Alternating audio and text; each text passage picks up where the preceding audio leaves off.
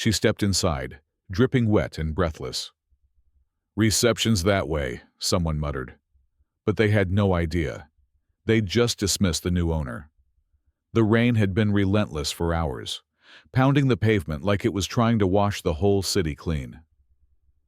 Daniela Brooks stood at the edge of the sidewalk, staring up at the glass building that loomed above her. 12 stories of corporate polish, sleek lines, shiny panels, and cold indifference.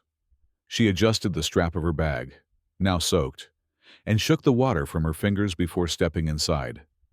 The lobby was a climate-controlled contrast to the storm outside. Warm, dry, and humming with that sterile, professional energy. People in blazers and designer shoes moved with urgency, eyes glued to screens, coffee in hand, never once looking down long enough to notice someone like her. And maybe that was the point. Daniela's coat was damp and darkened at the seams, her pants clinging slightly to her calves. Her hair, which had started the morning in a neat twist out, now curled rebelliously around her cheeks. Her sneakers, black and practical, squelched faintly with each step across the polished floor. She didn't look like a woman here to sign million-dollar contracts. Not to them.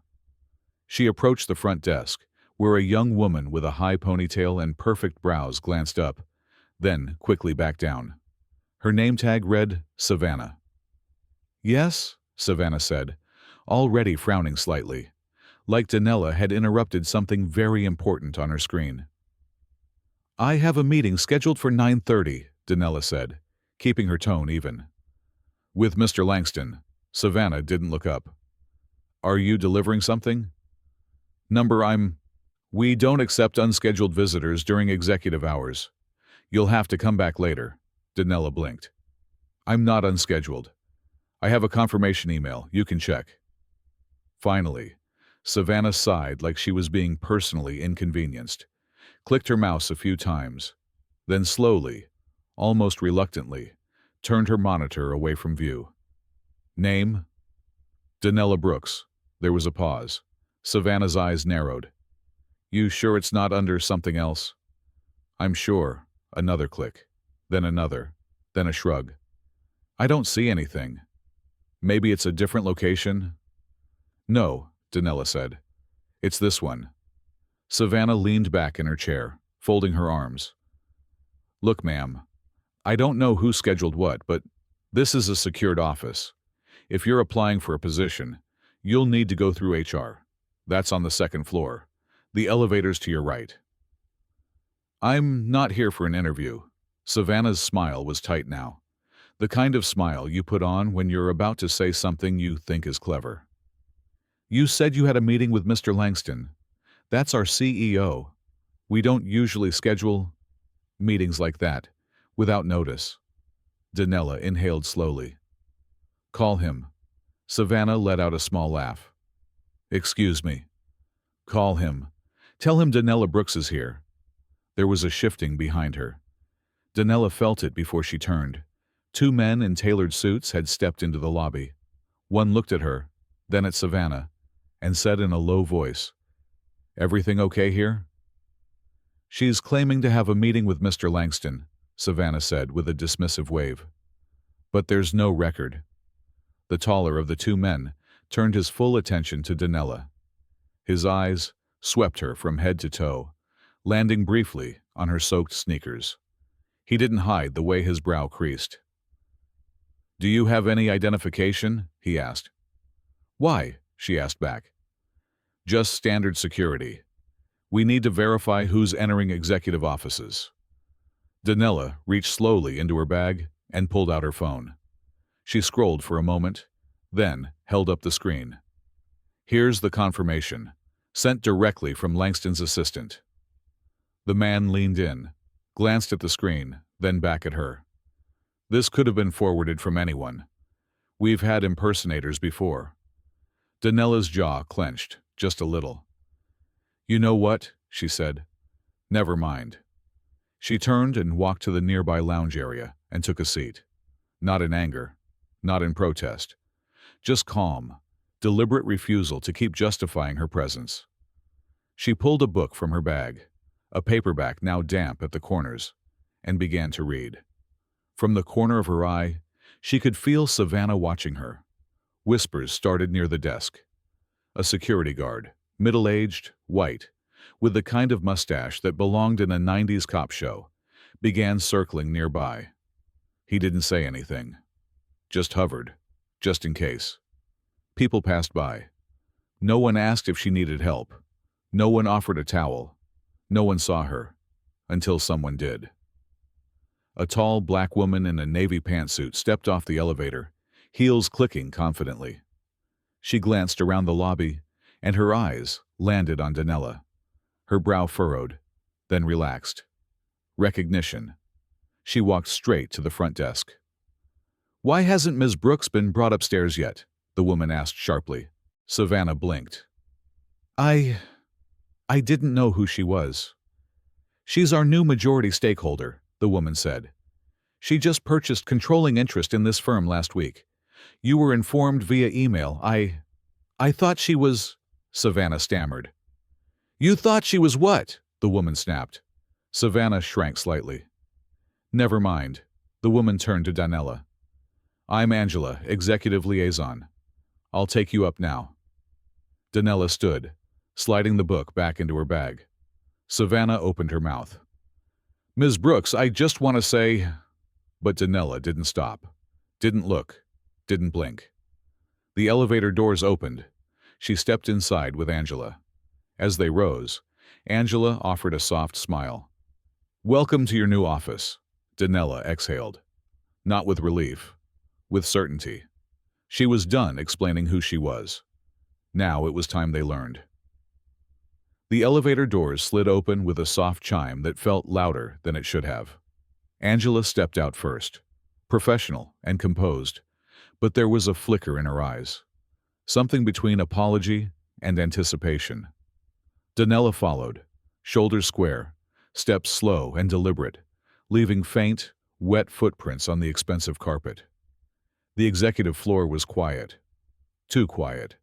The kind of quiet that told you conversations had just ended. The kind that signaled a storm was approaching, and everybody was scrambling to pretend they were always on the right side of the wind. Angela led her through a glass corridor, past offices where men in suits paused mid-keystroke to glance up. Some stared openly. Others quickly looked away.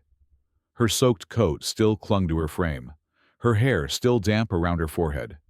But her presence, unmistakable.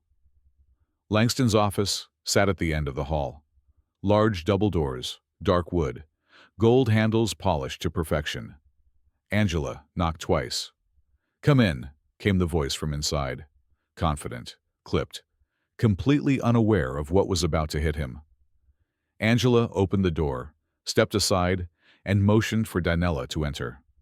Langston stood behind his desk, phone in hand, eyes locked on a spreadsheet. He didn't look up immediately. "Just a moment. I'll be right—" "She's here," Angela said, her tone neutral, but tight. Langston finally looked up and froze. His eyes flicked to Donella's face, then dropped to her damp clothes, her sneakers, the curls beginning to frizz around her cheeks. He blinked. I wasn't expecting," he began, voice faltering. "You were," Donella said. "You just didn't know what I looked like." Langston cleared his throat. "Of course, Ms. Brooks. Welcome. Please have a seat." Donella didn't move. "I'd prefer to stand for now." Angela excused herself with a subtle nod, closing the door behind her. The silence that followed was thick. Langston tried to recover, motioning to the coffee station. "Can I get you something? Coffee? Tea?" "No, thank you. I've had enough being served for one morning," he winced. "About what happened downstairs." "I assume I wasn't the first person to be treated that way," she said. "And I doubt I'll be the last, unless something changes." Langston's smile tightened. "We do our best to ensure all guests are—" "No," Donella cut in. "You do your best to make the right people feel welcome. The ones who look like they belong." He opened his mouth to argue, but thought better of it. Danella took a slow step forward. Let me be clear. I didn't buy into this firm for status or applause. I bought in because I believe in what this company could be, not what it currently is. Langston nodded quickly, too quickly. Of course. Absolutely. We're thrilled to have your vision. I'm not here to be a figurehead, she continued. I'm not a silent partner, and I'm certainly not a charity case. Understood, he said, but the way he said it told her he didn't. She turned toward the window, overlooking the city.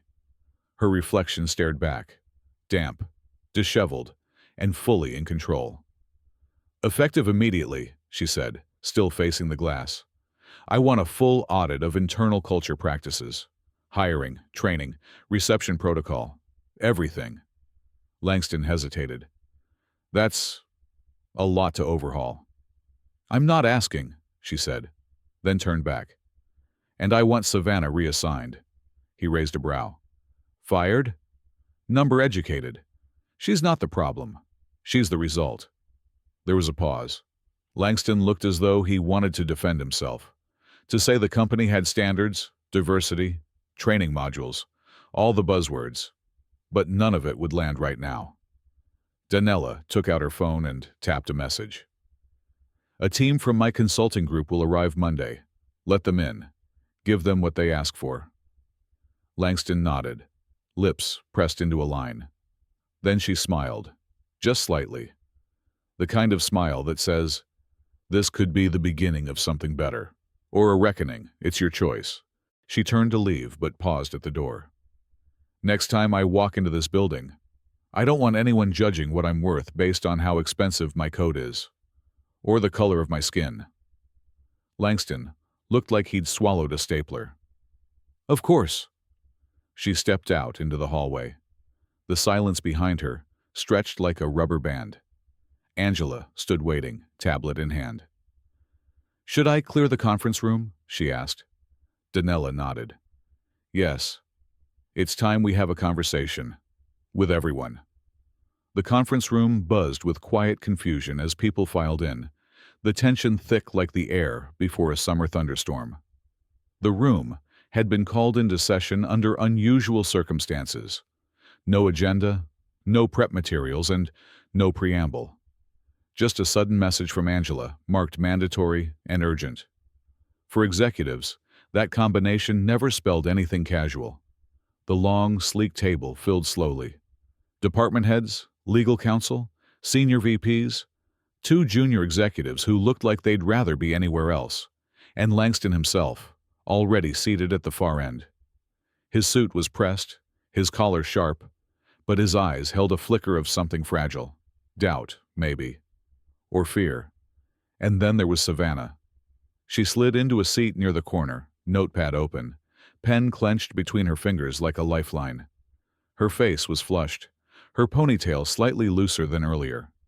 If she was hoping to disappear, she was failing. Everyone knew why they were there, even if no one had the guts to say it. The last to enter was Danella Brooks. She didn't walk in like she owned the place. She walked in like she no longer needed to prove she did.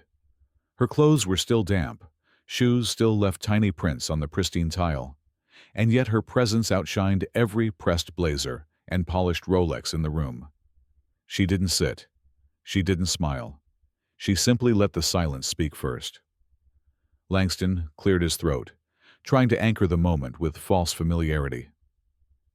Ms. Brooks, perhaps we should begin with introductions. No need, Danella said, cutting in without raising her voice. I've been learning your names for weeks. Today, you'll learn mine. The tension snapped to attention. Danella let her eyes move slowly across the table, meeting each glance without blinking.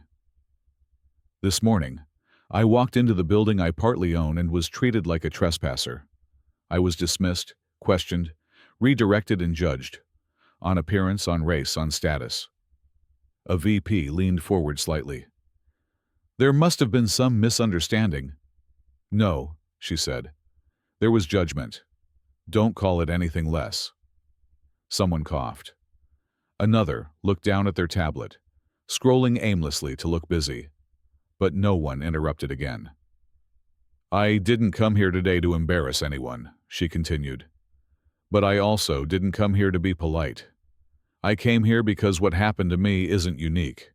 It's routine, embedded.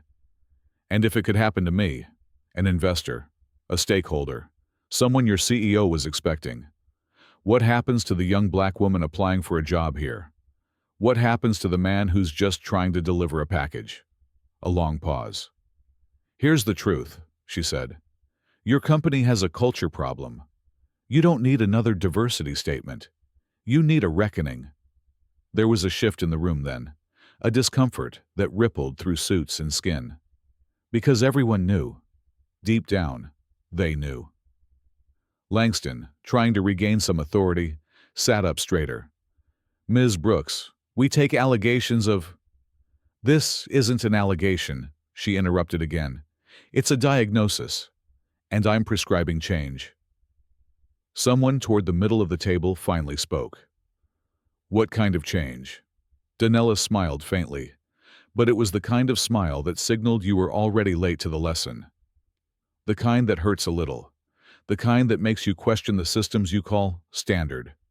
The kind that doesn't get written in a memo. It gets lived. She began pacing slowly behind one half of the table. Not menacing, not grandstanding, just present in a way that forced everyone to sit up straighter. "I want immediate review of every department's hiring practices. Blind recruitment protocols in place by next quarter. Inclusion metrics tied to leadership bonuses. And internal surveys sent directly to me. Not filtered through HR, not sanitized by spin." One of the older executives frowned. "With respect, these things take time." "They've had time," Donella snapped, voice rising for the first time. "They've had decades.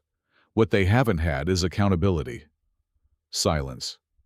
Savannah was still staring down at her notepad. Donella stopped directly behind her.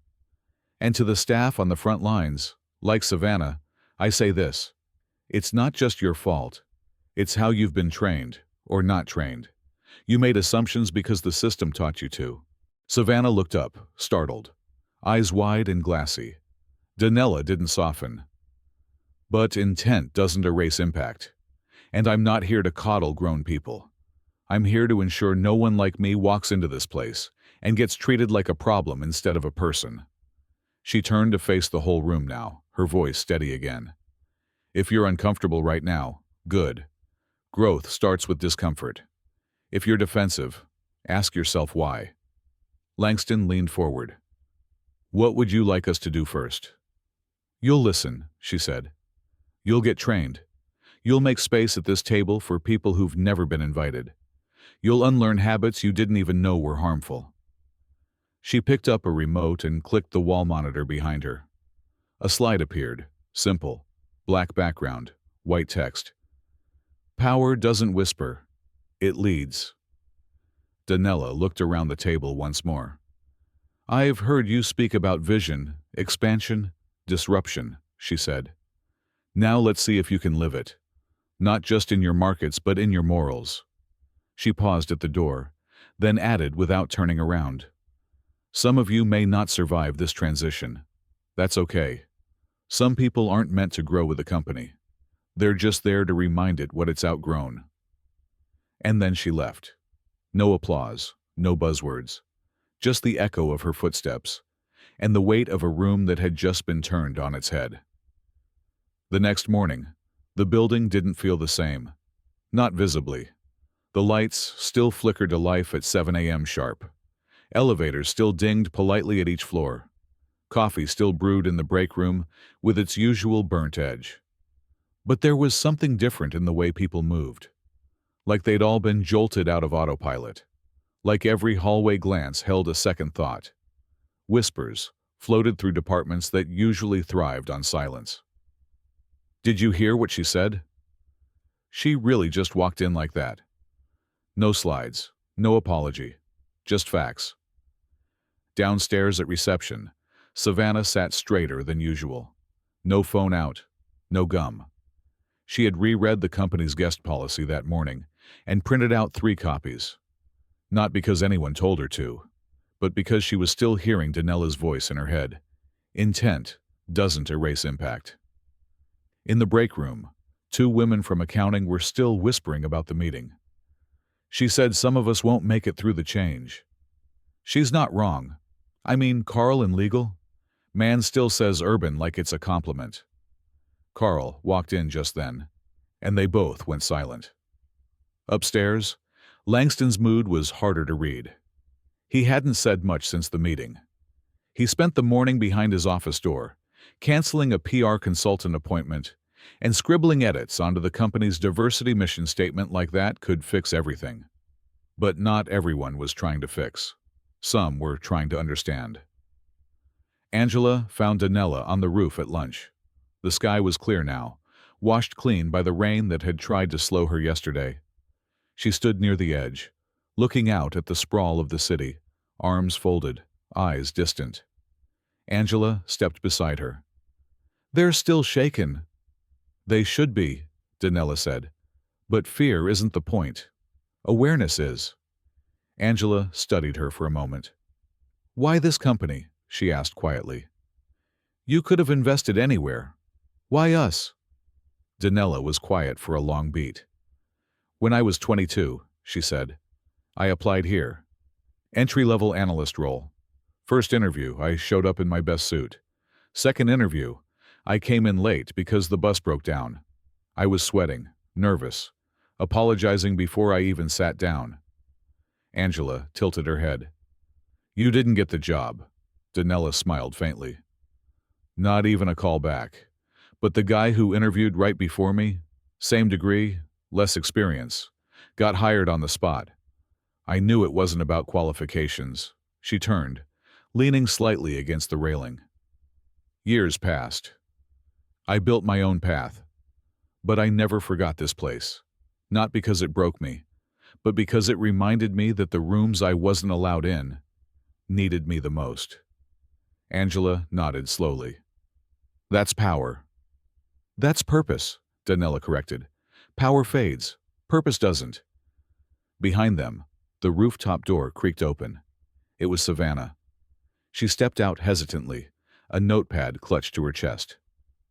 "Ms. Brooks?" Danella turned.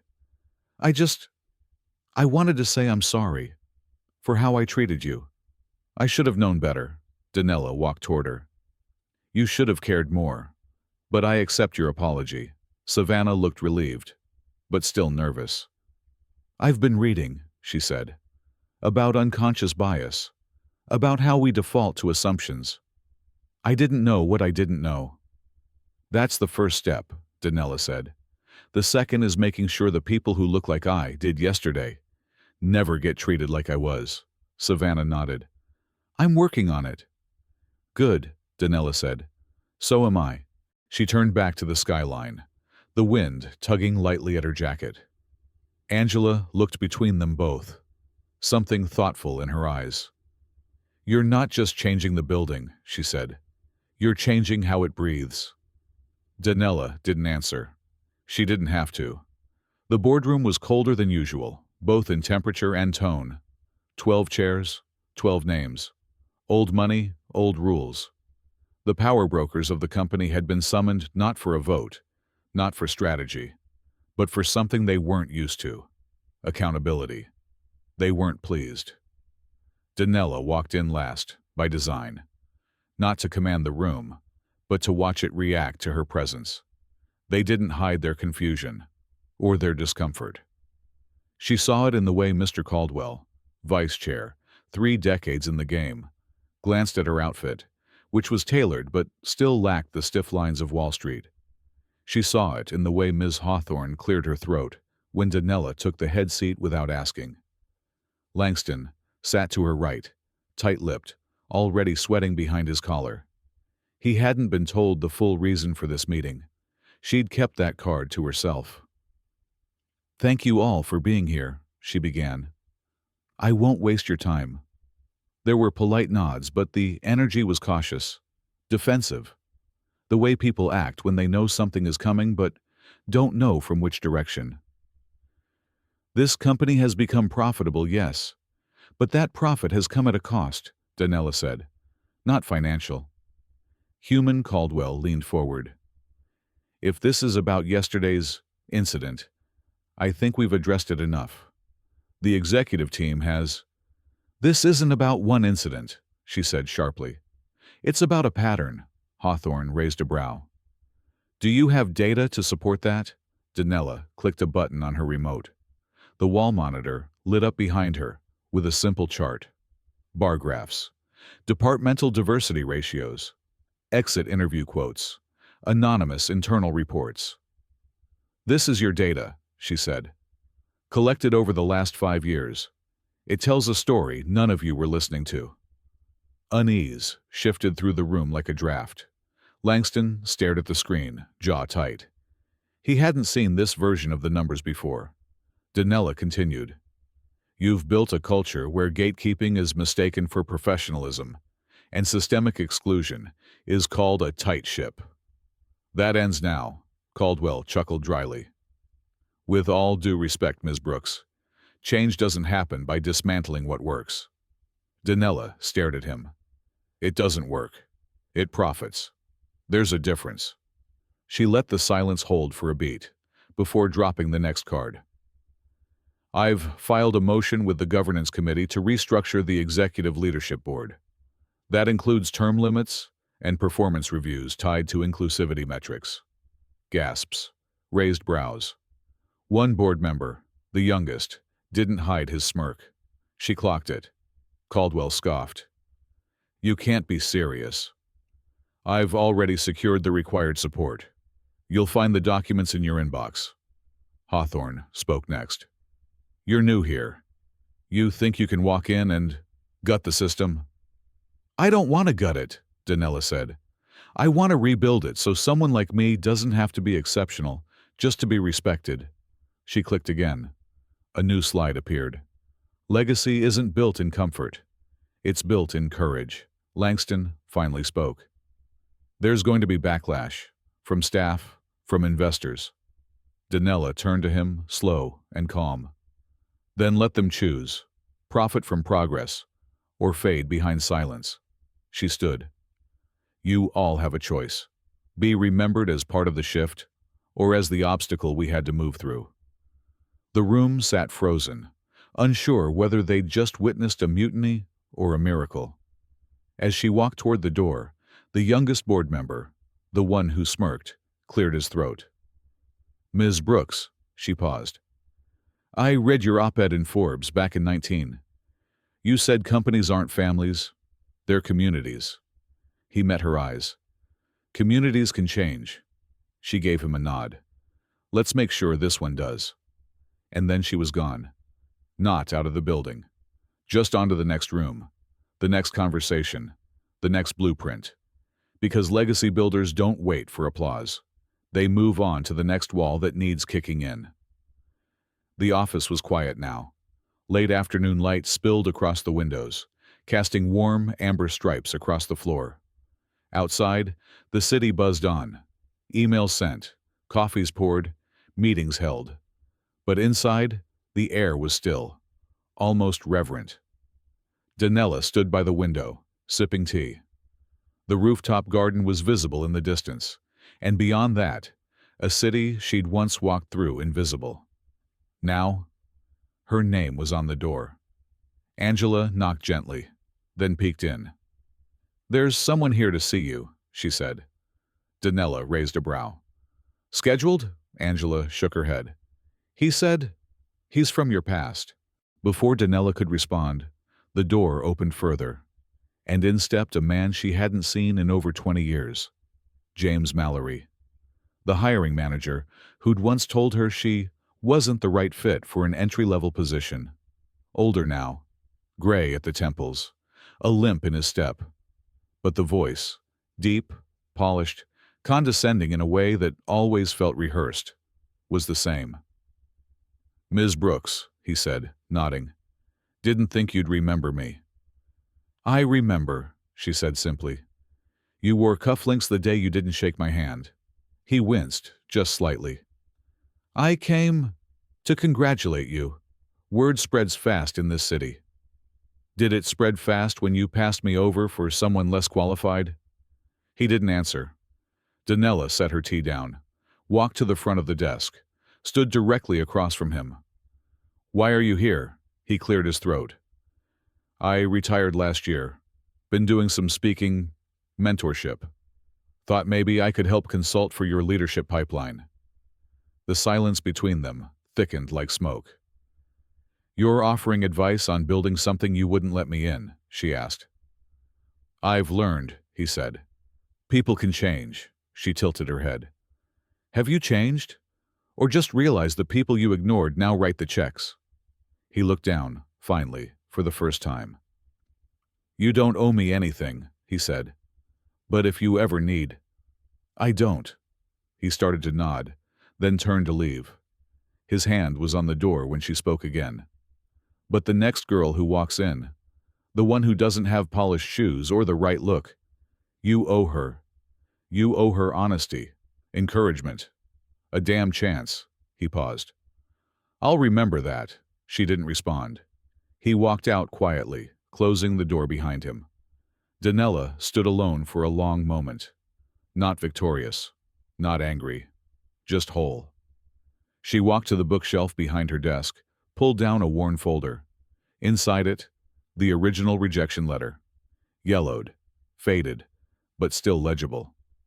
She placed it beside a newer document, one stamped and signed in bold ink. Ownership transfer. Executive control granted to Danella Brooks. 2 papers, same company, different endings. Her phone buzzed. Angela, again. Board approved the restructure. 11-1 vote. They're calling it the Brooks Doctrine. Danella smiled. And this time, it wasn't faint. It was wide, bold. Like someone who knew they didn't just kick down a door. They left it open behind them, so the next person could walk through, dry and seen.